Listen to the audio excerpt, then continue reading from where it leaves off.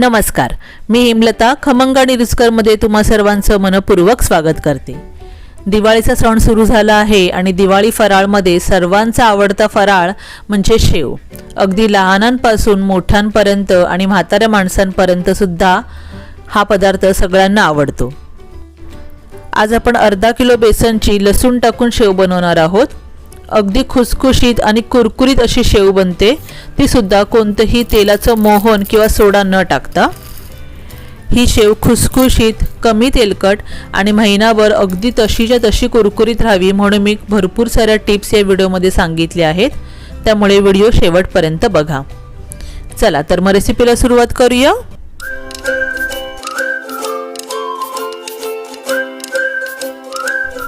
शेव करण्यासाठी मी इथे 15 ते 20 लसूणच्या पाकळ्या सोलून घेतल्या आहेत, म्हणजे 2 अख्खे लसूणचे गड्डे मी इथे घेतले आहेत।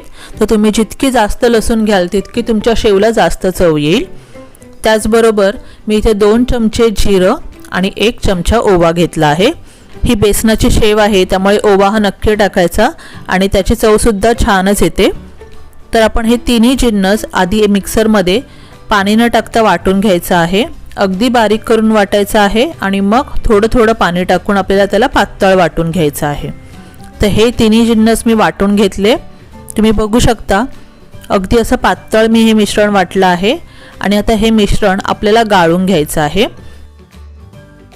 गाळणं हे खूप गरजेचं आहे, कारण पिठामध्ये आपण असंच टाकलं तर सोऱ्यातून पीठ हे खाली पडणारच नाही, मध्येच अडकून जाईल।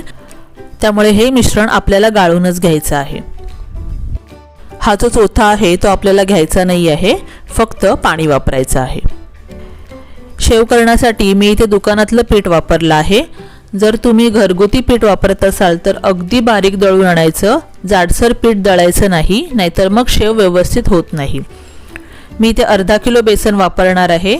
एका परातीमध्ये मी चाळण ठेवली, ही मैदा दळायची किंवा गव्हाचे पीठ दळायची चाळण आहे आणि हे पीठ आपल्याला पूर्णपणे चाळून घ्यायचं आहे। शेव छान कुरकुरीत व्हावी म्हणून मी त्यामध्ये अर्धी वाटी तांदळाचे पीठ टाकत आहे आणि हे दोन्ही पीठ आपल्याला आता चाळून घ्यायचं आहे। तर चाळणं हे मस्ट आहे। दुकानातलं पीठ हे बारीक असतं आणि बारीक पिठामध्ये हमखास गुठळ्या होतात, त्यामुळे जर आपण व्यवस्थित चाळून घेतलं तर पीठ मळायला सुद्धा जास्त त्रास होत नाही। आता यामध्ये आपण टाकायचं आहे चवीनुसार मीठ। मी इथे छोटे 1.5 चमचा मीठ टाकलं आहे, तुम्ही तुमच्या चवीनुसार कमी जास्त करू शकता। त्याचबरोबर पाव चमचा हिंग आणि 1 मोठा चमचा भरून घरगुती लाल तिखट मी त्यात टाकते। तर तिखटाचं प्रमाण तुम्ही तुमच्या आवडीनुसार जास्त ठेवू शकता। मी थोडं कमीच तिखट करते, कारण माझ्या घरामध्ये लहान मुलं सुद्धा ही शेव खातात। आता हे मिश्रण सुकं असतानाच एकजीव करायचं आणि मग थोड्या थोड्या पाण्यामध्ये हे मळून घ्यायचे। आधी जे लसणाचं पाणी होतं तेच मी यामध्ये टाकलं आहे, पण थोडं थोडं करून टाकलं आहे, कारण असं की जर आपण एकदम पाणी टाकलं की त्याच्यामध्ये गुठळ्या जास्त होतात आणि मग त्या मोडायला खूप त्रास होतो। लसणाचं पाणी संपलं आहे, आता आपण साधं पाणी घेऊन हे पीठ मळायचं आहे। तुम्ही बघू शकता शेवेच्या साहित्यामध्ये मी कोणताही सोडा टाकला नाही आहे किंवा तेलाचं मोहन सुद्धा टाकलं नाही आहे। तर त्याचं कारण असं की सोडा टाकलं तर आपण थोडीसरी शेव खाल्ली तरी पोट गच्च होतं, पोटामध्ये दुखू शकतं, त्यामुळे सोडा हा जास्त चांगलाच नसतो। आणि जर तेलाचं मोहन टाकलं तर शेव ही जास्त तेल पिते आणि खूप तेलकट होते, त्यामुळे ते सुद्धा हेल्दी नाही आहे। आपल्याला ह्या 2 गोष्टी कशासाठी लागतात, फक्त शेव ही खुसखुशीत होण्यासाठी। तर आपण ह्या दोन्ही गोष्टी न टाकता शेव ही खुसखुशीत करू शकतो। तर आपण हे पीठ ना खूप छान फेटायचे, थोडंसं कष्ट लागतं, एक 2 ते 3 मिनिट हे पीठ फेटावं लागतं। थोडे हात दुखून येतात, कारण बेसन आहे, बेसनचं पीठ थोडं जड जातं फेटण्यासाठी, पण तुम्ही जर हे पीठ छान फेटलं ना की त्याच्यामध्ये खूप छान हवा निर्माण होते आणि शेव अगदी खुसखुशीत होते। मी इथे 3 ते 4 मिनिट पीठ हे व्यवस्थित फेटून घेतलं। आपल्याला इतपत पीठ पातळ करायचं आहे, जास्त घट्ट पण ठेवायचं नाही। जास्त घट्ट ठेवलं तर आपल्याला परफेक्ट टेक्स्चर येणार नाही, तर पीठ हे इतपत पातळ असलं पाहिजे। पीठ फेटताना त्यामध्ये हवेचे बबल्स निर्माण होतात आणि मग फुटतात। तर माहिती नाही मी कॅमेरामध्ये ही प्रक्रिया व्यवस्थित कॅप्चर करू शकली नाही। ही प्रक्रिया खूप महत्त्वाची आहे। जर पीठ हे इतपत फेटलं गेलं तर आपली शेव हमखास खुसखुशीत होते। हाताला थोडंसं तेल लावत हे पीठ आपल्याला वेगळं करायचं आहे आणि त्याचे छोटे छोटे गोळे बनवायचे आहेत। आता हे सगळे मी वेगळे केले आहे आणि एका बोलमध्ये काढून घेतलं आहे। हे पीठ आपल्याला सोऱ्यामध्ये भरून घ्यायचं आहे। तर सोऱ्याच्या साच्यांमध्ये माझ्याकडे 3 साचे आहेत। एक अगदी बारीक आहे, दुसरा मध्यम आकाराचा साचा आहे आणि तिसरा अगदी मोठ्या आकाराचा साचा आहे।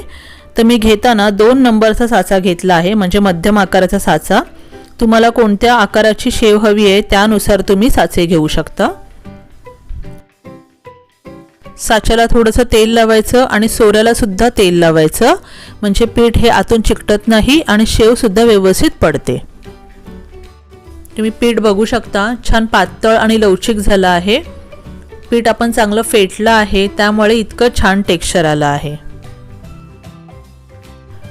पिठाचे छोटे छोटे गोळे घेऊन आपण सोऱ्यामध्ये भरायचं आहे आणि छान दाबून दाबून सोरा भरायचा, म्हणजे शेव पडताना व्यवस्थित पडली जाते आणि मध्ये तुटत नाही। बाजूलाच मी कढईमध्ये तेल गरम करायला ठेवलं आहे। तेल तापलं की नाही हे पाहण्यासाठी पिठाचा छोटासा गोळा मी त्यात टाकला, तो लगेचच वरती फुलून आला। आपलं तेल तापलं आहे, गॅस अगदी बंद करायचा आहे आणि आता आपण शेव पाडून घेऊया। शेव पाडताना कडेपासून गोलाकार फिरवत मध्यभागी आणायची आहे, जेणेकरून ती सर्व ठिकाणी एक समान पडली जाईल। तसेच शेव पाडताना कढईमध्ये आणि हातामध्ये अंतर ठेवायचं आहे, नाहीतर मग तेलाच्या वाफेने हात पोळला जातो। आता गॅस मध्यम करायचा आणि 10-15 सेकंदानंतर शेव परतून घ्यायची। मी झाऱ्याने हलकासा दाब देत ही शेव तळत आहे, म्हणजे ती मध्यभागी व्यवस्थित तळली जाते। तेलामध्ये शेव सोडल्यावर त्यामध्ये भरपूर बुडबुडे तयार होतात आणि जशी जशी ही शेव तळत जाते तसे बुडबुडे कमी होत जातात। त्याचप्रमाणे ही शेव तेलावर तरंगायला सुद्धा लागते।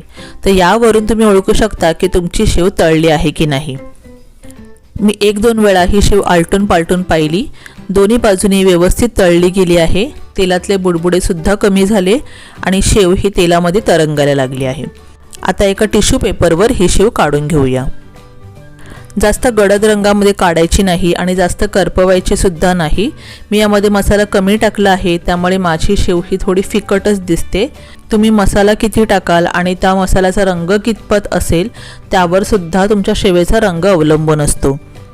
अशा प्रकारे मी सर्व शेव तळून घेतली। पूर्ण अर्धा किलोच्या बेसनाची शेव तळण्यासाठी मला पाऊण तासपेक्षा कमी वेळ लागला। तर तुम्ही सुद्धा अशी खुसखुशीत, कुरकुरीत आणि कमी तेलकट शेव घरच्या घरी बनवू शकता, तेही कोणतंही सोडा किंवा तेलाचं मोहन न वापरता। तुम्ही बघू शकता हाताला अजिबात तेल लागलेलं नाही आहे, अजिबात तेलकट होत नाही। त्यामुळे ही रेसिपी तुम्ही कधीही करू शकता, करायला सोपी आणि खायला अप्रतिम। तर नक्की करून बघा।